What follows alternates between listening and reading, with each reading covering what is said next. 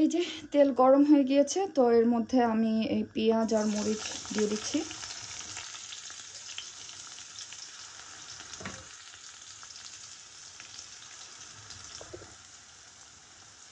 পেঁয়াজ মরিচটা হালকা ভেজে একটু নরম হওয়ার পরে এখন আমি দিয়ে নিচ্ছি কুচি করে রাখা আলুগুলো।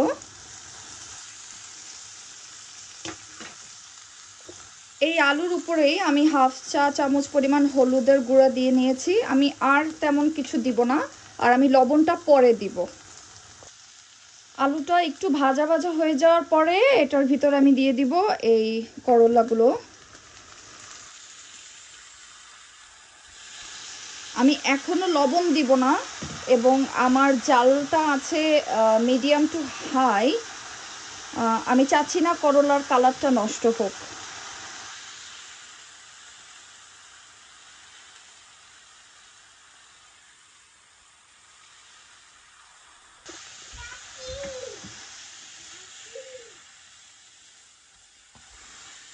এটা ভালো মতো মিক্স করে নিচ্ছি, এবং এটা আমি ভাজতে ভাজতেই সিদ্ধ করে ফেলবো। এটা আমি ঢাকনা দিয়েও ঢাকবো না, এবং আমার জালটা ওই মিডিয়াম টু হাই হিটেই রয়েছে। এটা ভাজতে ভাজতেই ভাজা ভাজা হয়ে সিদ্ধ হয়ে যাবে।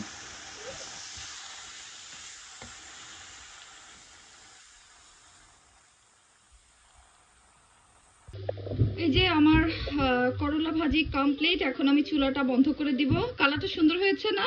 আমাকে কমেন্ট করে জানান করলা ভাজিটা কেমন লাগছে আপনাদের কাছে দেখতে।